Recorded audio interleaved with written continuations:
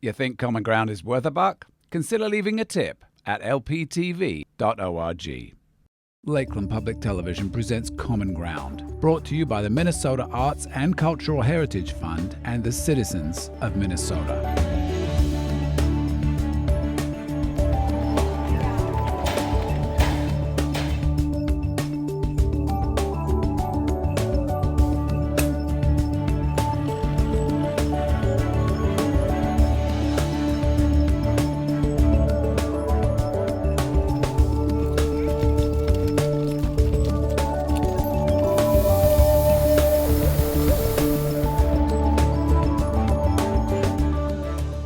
Welcome to Common Ground. In this episode, we join a modern-day explorer as he uncovers secrets of the Mississippi for his schoolroom audience.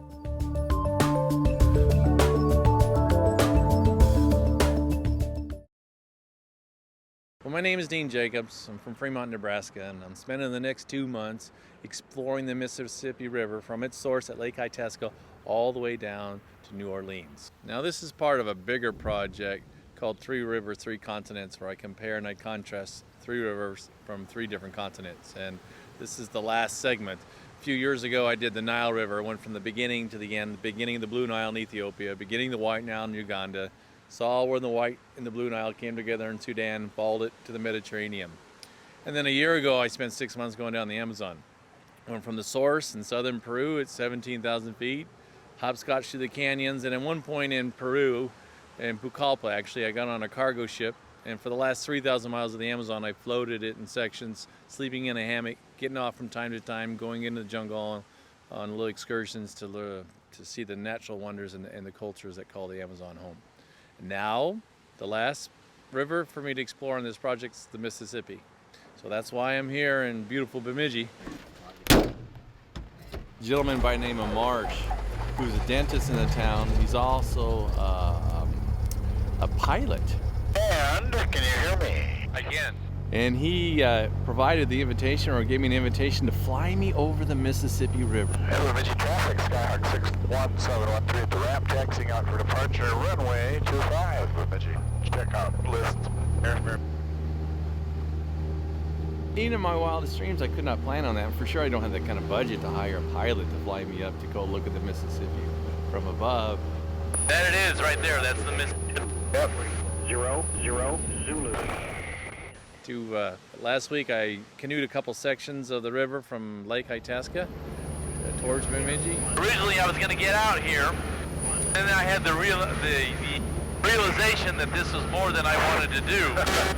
There's the dock right there. I might as well take a photo.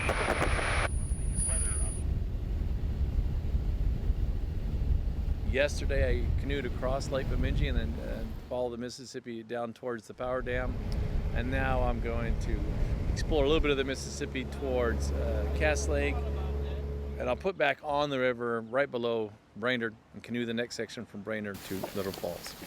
I'm actually below Brainerd at the moment, if people who know this part of Minnesota. And I was looking at the river through the trees today. I'm at a state park called Crow Wing.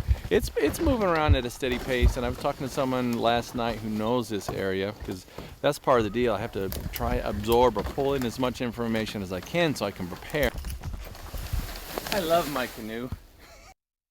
You know, I'm carrying about $12,000 worth of camera gear in my canoe, and you don't want any surprises, you know what I mean?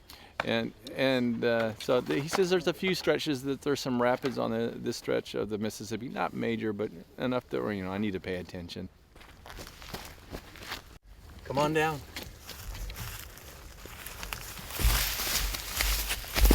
So, you ever met a world explorer before? No. Well then, I'm Dean. And your names again? Truman. Truman and? Molly. Molly, okay, cool. You like dolphins? Yeah. Yeah, very cool. Cool. I took that a year ago off the coast of South America. There's a great ocean current that goes off the South America, and then it takes a left turn and goes in the Galapagos Islands. But when I took this photo, there was 150 dolphins all jumping at one time. Does that sound cool? Yeah. It still makes the hair stand on my arms when I think about it. It was like, to be in that abundance of life is really, it's really special gift. So may this serve as a reminder that there's some pretty cool things to go see in the world, okay? I just need enough experience on the water to capture an intimate relationship with the Mississippi. Because I look for 3 touchstones when I travel anyway: culture, history, and the natural wonders. Well, the natural wonder intimacy in the Mississippi, you got to be on the river, you got to spend time with the river. But also I want to talk to people who call the Mississippi River home, or at least that area. And then the history, you know, there's 1,500 historical landmarks on the Mississippi River. Now, I'm not going to see them all, but I just want to see the ones that will help me capture the essence of the Mississippi. Because eventually what I do is I'll turn this into teachable moments, and I'll do presentations in schools that bring this to life. So then the Mississippi River isn't just a squiggly line on a map, but it's a real place with real people, with real history and real natural wonders that to be appreciated and celebrated. Where do you guys go to school? We go to school in Brainerd. Brainerd? Yeah. What grade are you in?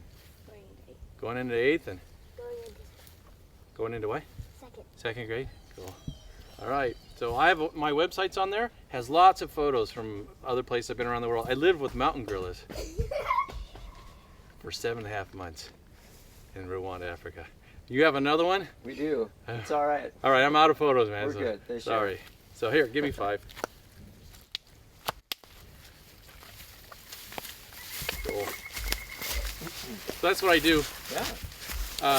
I do school programs. So if you have any connections with the schools in Brainerd, Sure. have them take a look at my site.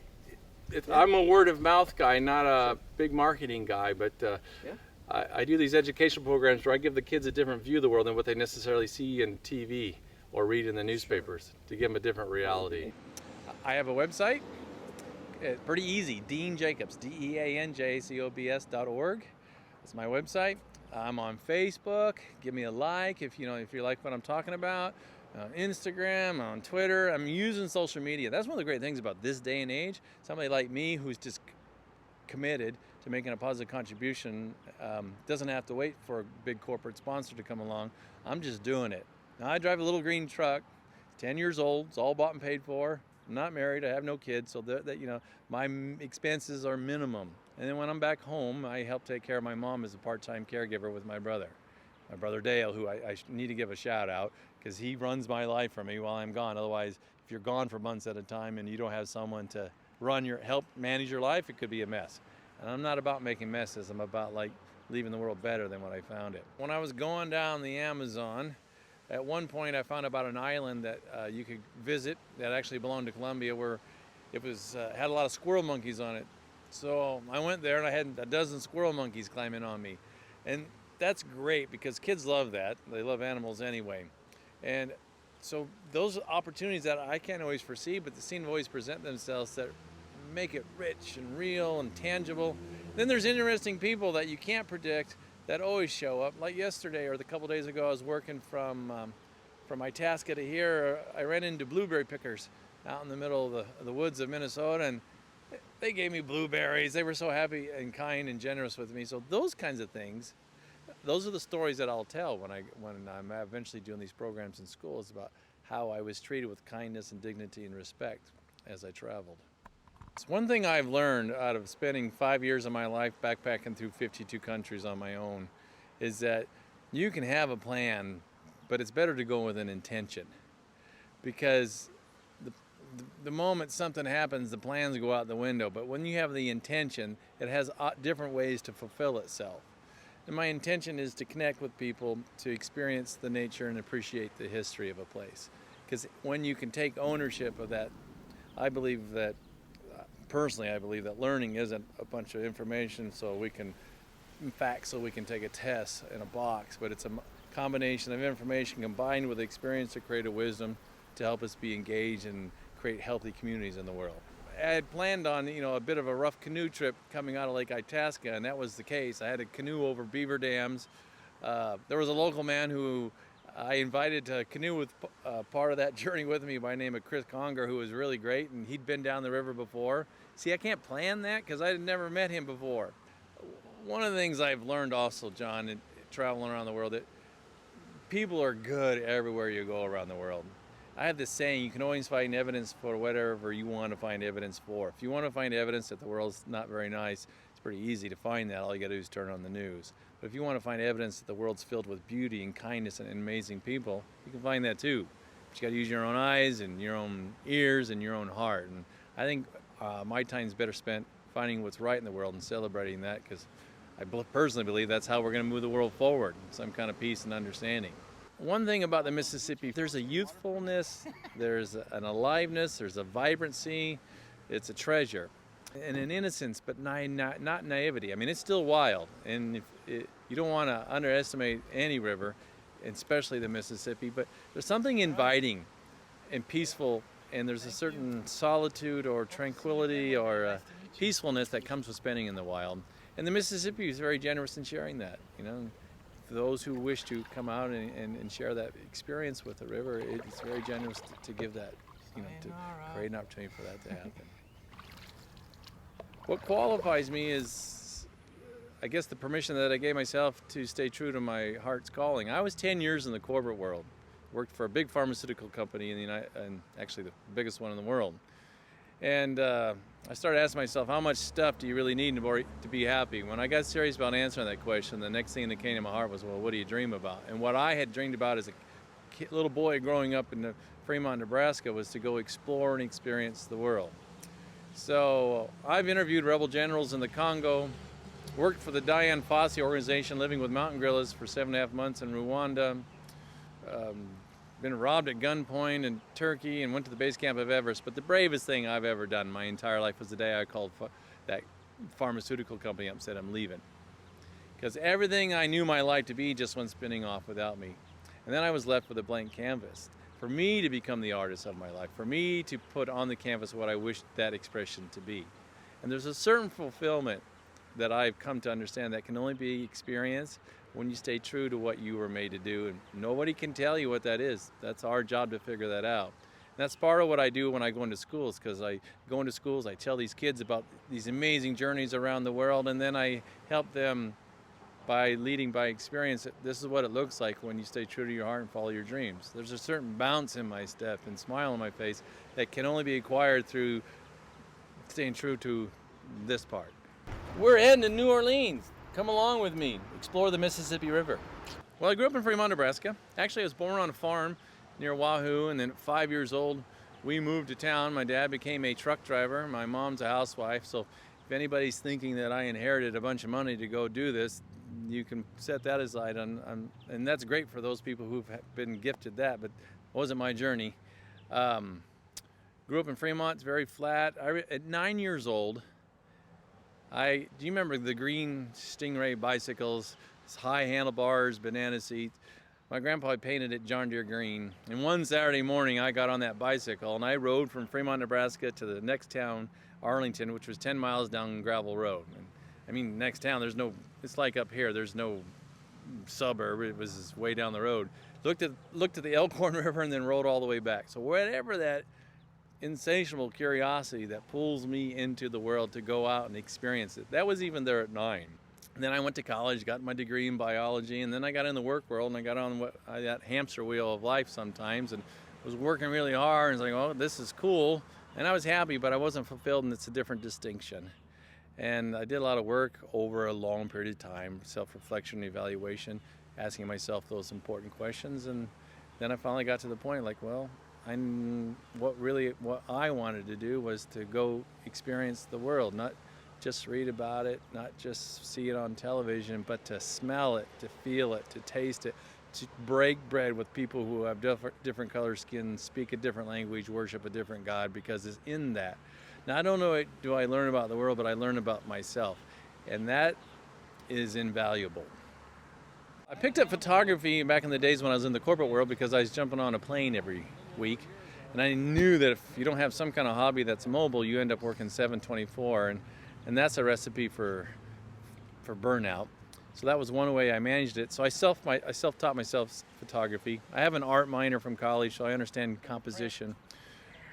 And then writing just is work for me, but it becomes from my commitment to share the experiences that I encounter. So that way, this treasure of experiences that I have in here and here and here what can I do with those? Those are not the kind of treasure to be hoarded, but to be shared in a way that make a positive contribution.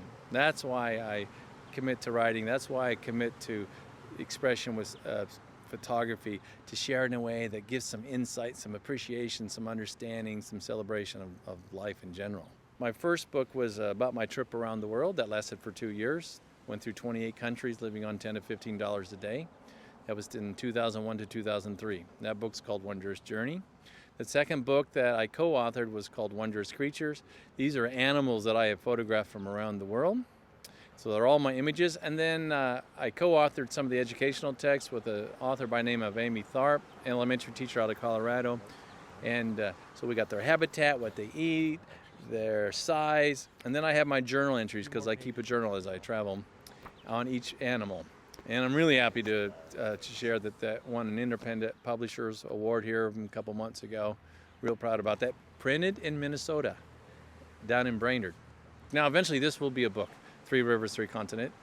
I'll probably have a single book about going down the Mississippi, an ebook, possibly. I know for sure I'll have a book going down the Amazon. The Nile I did back in 2007, so I'm feeling this internal pull that I need to go back and spend a little more time, because back then I was still shooting a lot of transparency or slide film, and things have changed in the digital world dramatically. So I'd like to go back and get some video of the wildlife in particular on the Nile River.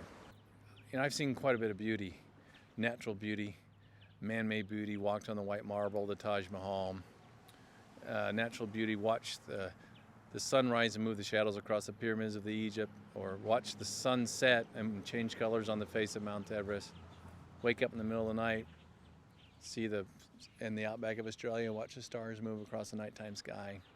But for sure, it's the encounter that I've had with the various people around the world that really have this capacity to touch my heart and expand my hope for the future, for humanity. For example, there's lots of examples. I'm always on public transportation because I don't have a National Geographic budget, right? So I'm taking a bus across Sudan. And at one point, several points, this repeated itself many times, I get ready to pay my bus fare, and this gentleman sitting next to me, he taps me on the shoulder, and he goes, "I already paid for you." I go, "Okay, thank you, and why did you do that?" And he'd look at me and he'd give me this big smile, and he goes, "Well, you're a guest in our country. It's our responsibility to watch over you while you're here." And it's really an act of humility to accept something from someone who has so little but wants to give you everything. And that's what I found out so much about the world, that those who have nothing are always trying to give me everything in the way of kindness and dignity and respect. And those are important stories from my perspective that we need to share. Now, I'm not saying bad things are not going on in Sudan. That's not the point that I'm making. The point that I really want to emphasize is there's so many good things that go on that never make a headline, never make CNN, etc. But it's what most of the world's like. And I think all the bad news kind of messes our reality up and makes us afraid of the world when we don't need to be. Syria is in the news right now because of the civil war that's been going on there.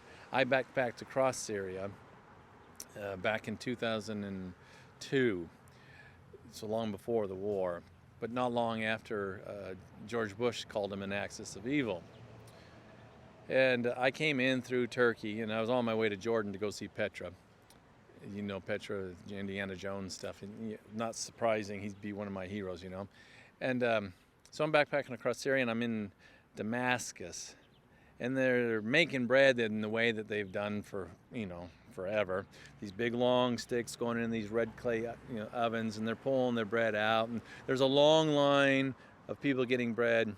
And I'm mesmerized by this because it's not like something I see so much in Nebraska. So I'm taking my photos and writing some notes. And this gentleman who just got his bread came out of the line. He saw me there, and of course I look different, I sound different, etc. And he looks at me and he smiles and he goes, he puts his hand in and gives me one of the loaves of bread. And at first I was like, no. And he goes, no, I want you to have this, because he saw that I was intrigued with the whole process. And that's humility, to accept something from someone who has so little but wants to give you that. So I accepted it graciously, and then he goes, "Where are you from?" And I go, "Well, I'm from the United States." And he goes, "Oh." And then he goes, "I want you to know you are welcome. You are most welcome in our country." And then he paused for a second, And then he goes, and maybe you can go back and tell your people that not all of our people are evil. And that's a promise that I made, so whenever I have a chance to tell those stories, I do to share that story. Because that's the danger with taking a broad brush and painting a whole country a certain way, because it's never that way. It's far more complex than that. And I'm not saying that there are simple answers. I'm just saying that we have to be determined to make the right choices to move us forward in a positive way. Well, I was so happy I went to Syria. Now, I didn't intend to go to Syria, but I was on my way to Petra, which is in Jordan, from Turkey. And it's almost always cheaper to travel overland than it is to fly over something, one. And number two, I don't want to fly over it anyway. I want to experience it. I want to be on the ground. I want to taste the food. I want to talk to the people. And John, whenever I travel, I don't have it with me right now, but whenever I travel in the rest of the world, I always carry a little photo album of my mom's dog, the cornfields in Nebraska, and things, my brother, my family, so they can see where I'm from. Because most of the time what they think the world is what they see on the news, right? Just like us. So they think everybody carries a gun in the United States, and then, that we're all Arnold Schwarzenegger and, da-da-da-da kind of thing. And so whenever I have the chance, I try to shed a little bit of light on it. It's not as it's portrayed. And, I'm just an ordinary guy who happens to have an extraordinary dream that he's doing his best to stay true to. And it works. The stories just kind of pop into my mind when I'm in the middle of doing all the presentation and slideshows and things. But because I take my images, and I'm taking my images and combining with video and splicing it together to help take the story deeper so kids can really get an appreciation of it. It's really helpful when I can show them from an image from above. Yeah. That's what I spent 2.5 hours on. It would have been easier for Schoolcraft to find the river had he had a pilot. Yes. What's popping out of me at this point is the extraordinary kindness of the people of Minnesota. I'm very moved by that. I'm a pretty good judge of character. 52 countries on my own at the mercy of the world. Now, I try to give people reasons why to like me. And, I always sit at the front of the bus when I'm moving through a country and befriend the bus driver and things like that, because he'll tell you when to get off and things like that, or they'll tell you not to go down that alley. If you get the idea. They'll watch you. People, if they like you, they'll watch out for you. Well, the same quality exists right here in the United States. And I haven't explored that much in my own home country, because it's a lot cheaper to travel for 6 months in South America or in Africa than it is in the United States. So to manage my resources more effectively, I've been out. Well, now I'm here, and I'm pleased at this stage in my game to be in Minnesota, to start this trip off in a way where I get to meet these extraordinary people who are friendly, they're kind, they're considerate. I never really heard of this before until I came up here, this Minnesota Nice. And you got to hug 3 times before you say goodbye. and they have a sense of humor. That's a great quality. That's something to be celebrated and to be proud of. And it's good to be in a place where you can have that sense of community. Do we have our challenges? Of course, everybody's got their challenges where we're at. We have the environmental challenges, we have the social challenges, etc. But when you can start with that kind of foundation, then there is opportunity to move forward, a conscious choice collectively to be made. Say, all right, we're doing good now. How can we get better, and what does better look like? That's what a healthy community is engaged in, those kind of conversations. So to wrap it around, this is why I come to have these experiences, to share this into schools, in communities. All right, this is a part of the world in which we share. I believe that there's a great quote I saw it at a zoo in Omaha once. It goes like this: we conserve what we love what we understand, and we understand what we are taught.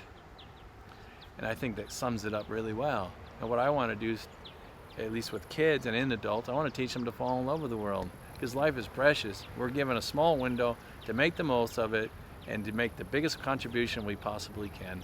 And it's not going to come and reward us if we're just sitting on a couch hoping that it comes to us. No, you got to be out and engaged in the world in a way that makes a positive contribution, that gives to the world, that gives to the community, and also at the same time giving to yourself, because that's the benefit. When I was up at Lake Itasca, I went there early in the morning to get photos of where it leaves the lake, because most of the time there's a million people going across it. And I met a young man up there who had driven all night to get to to the headwaters, and we visited for a little bit, and I gave him my card and I told him a little bit about my story, but we didn't talk that much, but for a little bit, and then I asked him to take my photo and we exchanged, and I told him what I was up to, and we laughed a little bit, and then he went on his way. Well, I got an email from him today, and he goes, I just wanted you to know that I just went through a hard divorce. I didn't tell you this, but your conversation with me really touched something within me about to reconnect to what's really important to me. And I just wanted to thank you for inspiring me to be re-engaged in life. How do you put a dollar value on that? So I know I'm doing what I was made to do. I just got to find creative ways to continue to move forward with it, to make that positive contribution, to plant the seeds. Well, that is just awesome, Marsh. That really is going to help me tell. That's a big help in helping me tell the story about the information. Good. I'd actually see some pictures on your.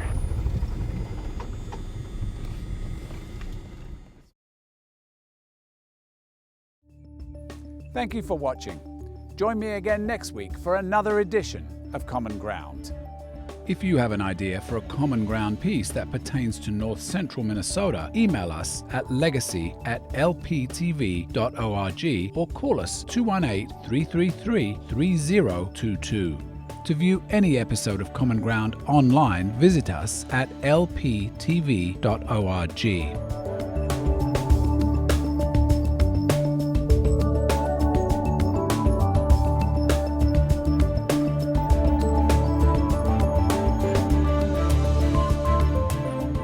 To order individual segments or entire episodes of Common Ground, please call 218-333-3020. Common Ground is brought to you by the Minnesota Arts and Cultural Heritage Fund with money from the vote of the people on the 4th of November, 2008.